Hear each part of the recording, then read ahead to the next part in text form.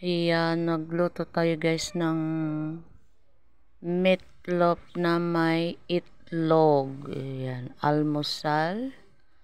At wala akong ibang maisip na iluto. Likot ng camera ko. Nahawakan ko lang kasi hindi na hindi tumatama talaga. Pag naggalaw-galaw ka yan. Ginamitan ko lang siya ng kutsara at yung aking mga sandok ay hugasan. Mga very good yung mga tao dito. Kutsara na lang. At malaki rin kasi yung shade lahat. Masipag mga tao dito, no? Tuka-tuka ang hugas dito guys. Pero hindi nasusunod. Oh, ayan. Sasawsaw ko siya sa itlog. Pero yung isa kong anak gusto ganyan, plain lang na meatloaf ipipreto. Wala mo siya magawa. Saka mo talaga yung Sino yun? Labasin mo kasi.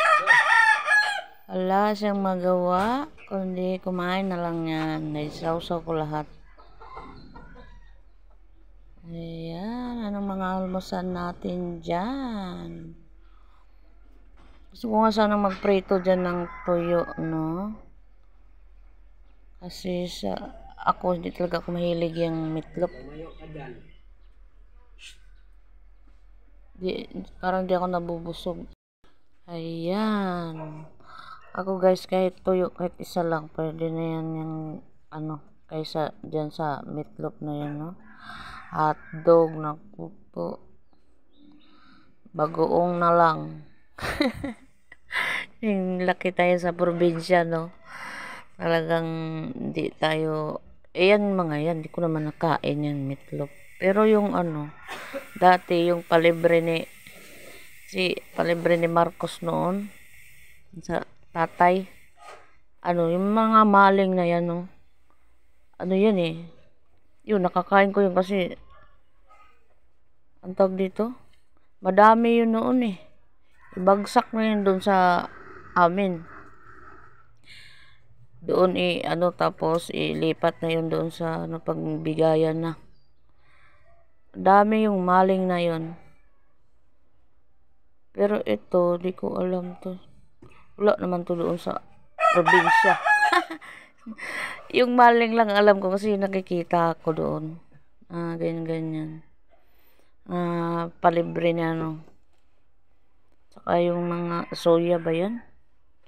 Soya milk. Yan. Pero mga wala. Ang kita ko lang talaga yung ulam sa probinsya noon ay yung bulad ba, tapos ginamos, yun ang kadalasang ulam doon. Yun ang madali. Pero yung mga iba, wala. Isda nga, minsan nga lang sa isang linggo isda doon Ayan. Bihira lang doon mga nakamotor. Yan. May kargang dalawang box. Kabilaan, single na motor. Guys, thank you for watching.